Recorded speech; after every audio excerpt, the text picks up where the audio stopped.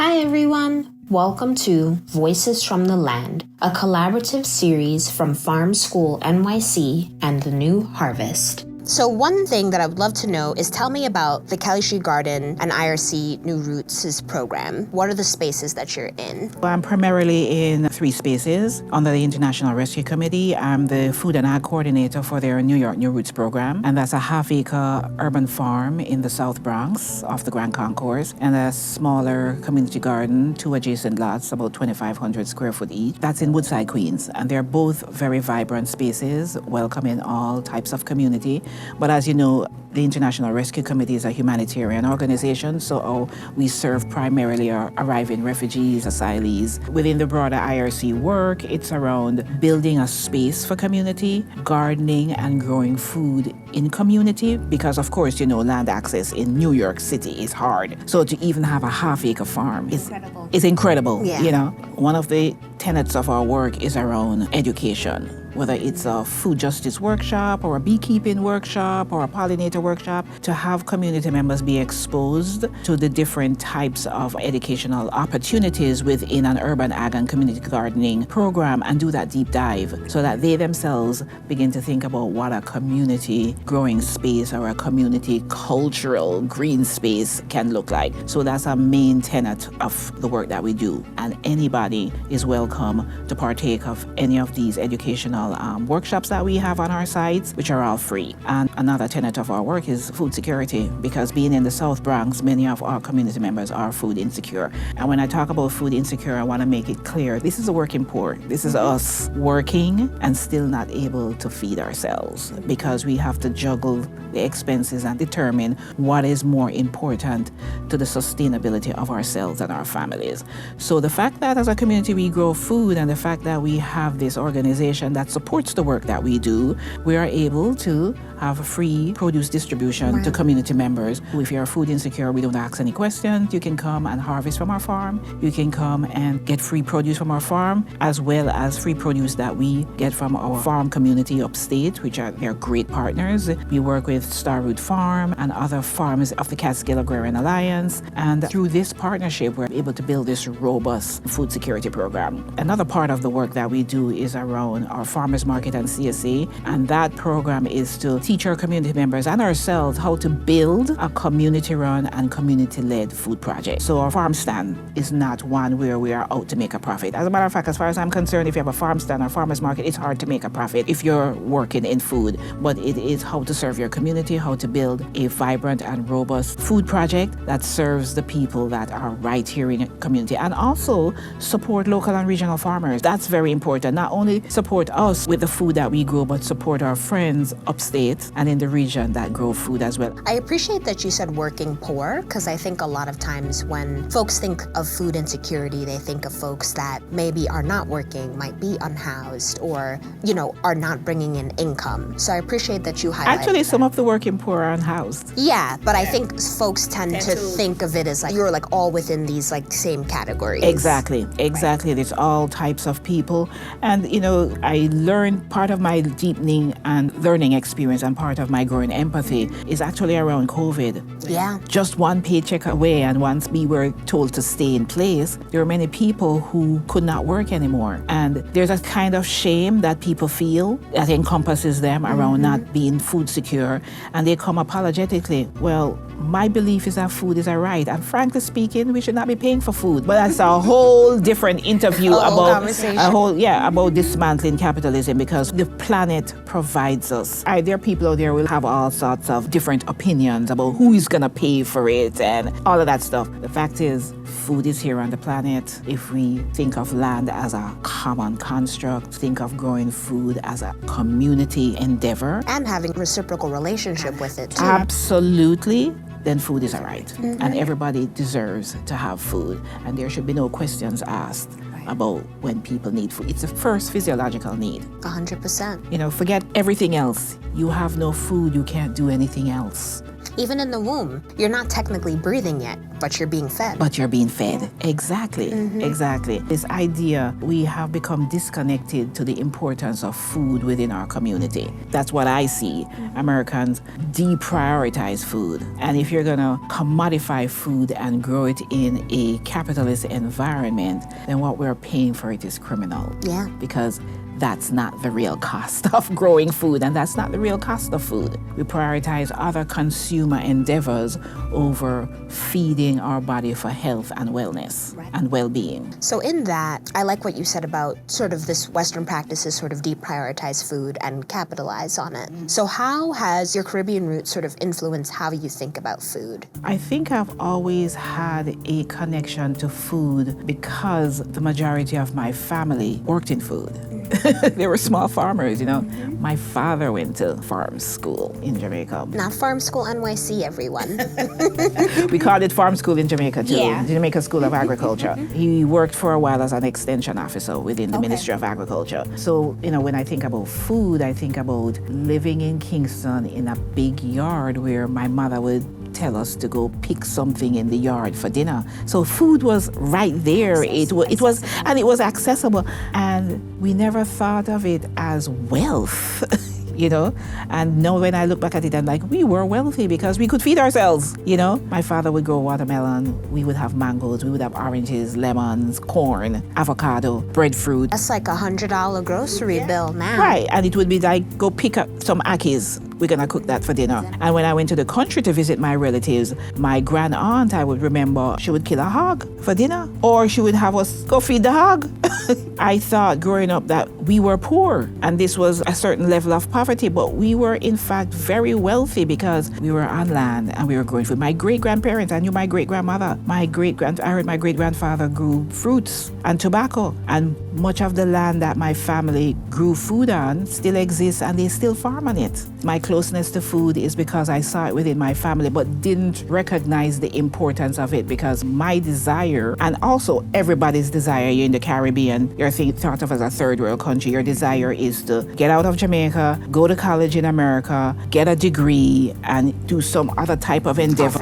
Office job, or mine was business. I got a BBA, started my MBA. It was all of that. And here I am, full circle, after 20 odd years, coming back to food and realizing, wait, this is where it all starts and this is where it is absolutely important. And I didn't talk about Kelly Street because Kelly Street Garden, well, that's another project that's very dear to my heart because I live on Kelly Street. And the garden, it runs along the back of 4 affordable housing buildings, and it's embedded in the community where I just get up out of my apartment and with community members and volunteers tend to this garden that serves the community. And from the work I do at IRC, I extend the same level of care and the same type of programming that I give to the New Roots program for the community garden on Kelly Street, because I feel like that's a model that works. We grow food together. People who want to come and harvest and share from our free market, partake in our cooking food demos. It's community oriented and it is for the community. And I really and truly love doing this work. This is the most meaningful work that I've ever done in my life. And I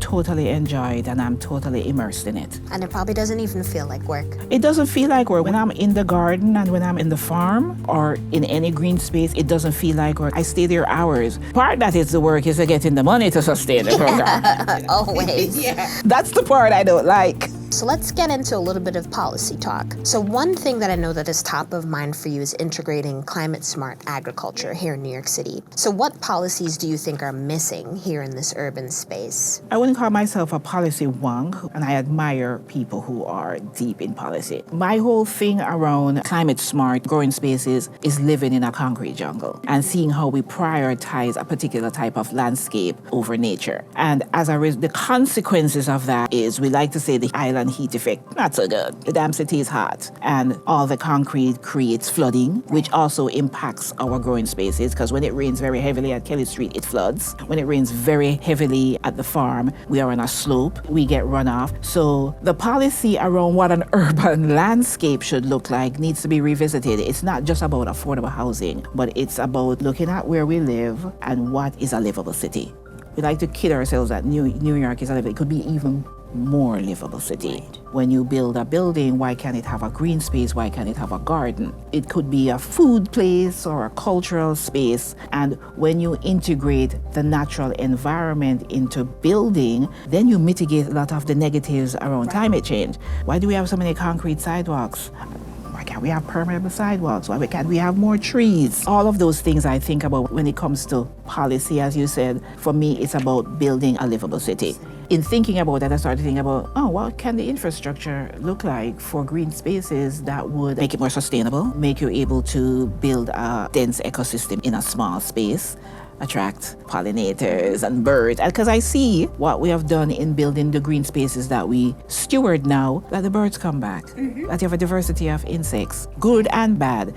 Production is increased. On a small space, you can grow a lot of food on a small space. You don't have to have a sprawl of thousands of acres. You can literally grow up too. Yeah, you can grow up. So for me, it's a more integrative city. For urban planners, I'm not an urban planner, but to think about what can a building look. You can green a building by growing vegetation on the side of walls. I'm just thinking, and then it would make a cooler city. Then you'd have more surfaces for water to penetrate. And green spaces improve mental health. I was just about to say that. And cleaner air for your health and well-being. And if we're growing healthy food, if we're building community food projects, education for people to know how to grow their own food and how to prepare it affordably. It has to be more integrative than that, and I feel like everything is truncated and siloed in how we build a city. Or if it is integrated, it doesn't reach me. It doesn't reach me at all. And then you interconnect everything with education and healthcare, and it's a more complex a much more interesting space. I think one thing that I have noticed in my old neighborhood of Prospect Heights, I think that was the first time I had noticed rain gardens on inside blocks, and I was like, why don't we have these everywhere? Yes. Because New York City is experiencing more rain. We are getting more floods. Thinking back to some of the flash floods a couple of years ago in Queens, people lost their lives. Even thinking about, way back in 2012, Hurricane Sandy. And that was the first time I was like, climate change. And that was the first time I ever got involved in anything to help people who were affected by those floods. So it's a lot to think about. It is a lot to think about. So let's talk about where you live in New York City, which is the Bronx. Thinking about particular areas like the Hunts Point Peninsula, which is a major industrial hub, and also the nation's largest food market. And just thinking about the health and environmental implications of this activity, you had noted that a lot of that food does not go to the Bronx. That might change in the future as more and more people recognize that the South Bronx is 20 minutes from Manhattan. But no, most of the food doesn't get into the bodegas that I know of. Doesn't get into many of the local food spaces where I am. And the environmental pressure on the South Bronx that exacerbates any health issues that people have is something that is talked about but not addressed a lot. I mean, where I live on Kelly Street, in a day you can count 70 planes pass over. Noise pollution going to LaGuardia Airport. 4 minutes from me is the Bruckner Expressway. And they have expanded the Bruckner Expressway even more. And if I walk up to the Hunts Point number 6, not only you see all the buses, but you see all the heavy-duty trucks. And then if you go over to where the hub is, first of all, for me, it's like the landscape is atrocious. It is violent to the eyes. It is dirty. There's garbage everywhere. It's unlivable, and a lot of the trucks are idle, so the exhaust is bad for you. They use petrol, and it spills a lot. It's just environmentally violent landscape. That's probably the best way to describe it. And that's where our food comes from. Think about that. And people think it's okay. That to me is just atrocious. Yeah. People don't see it. A lot of people don't see it, and it bothers me. It's like, this is where our food is coming from, and we are okay with that. And I don't care what companies are there. What is your advocacy around changing that perception? And what is your advocacy around the food reaching communities like ours that need it? You make a great point. That is where a lot of our food comes from, or at least passes through. And I think one of the things that I had talked about in some of the previous interviews was how much policy and red tape there is around radical free growing, and how there's some spaces that are just recreational, like some of the parks. But how can we really, like you said, integrate that land? We have so many public parks that have children's playgrounds, swing sets, basketball courts, but none of it is really green. It's not concrete, but it's that spongy thing. Yeah. I can't remember what group it was, but they were talking about a particular park. I went to see the park and there was no green inside. And why are we calling it a park? And this is for children? This is for children.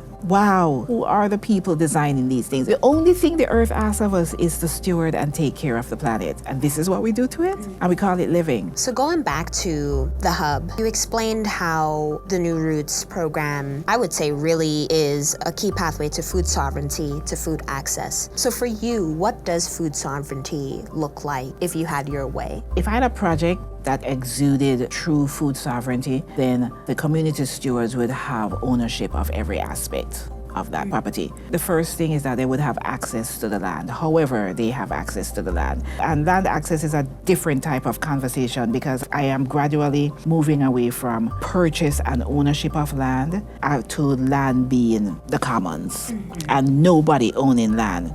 And all of us have access to land if we want it to be able to steward it. And the way we are, that's a really difficult conversation because at the same time, I myself would like to have access to land. And the only way to have access to land is to purchase or through gift or through grant, but it requires a monetary type of transaction. And deep down, I feel that that is abhorrent and nobody should own land. Nobody has the right to own land. And that's a deep and long conversation. And how you dismantle that, I'll be dead. Right. By the time we even get to the question of this is not right.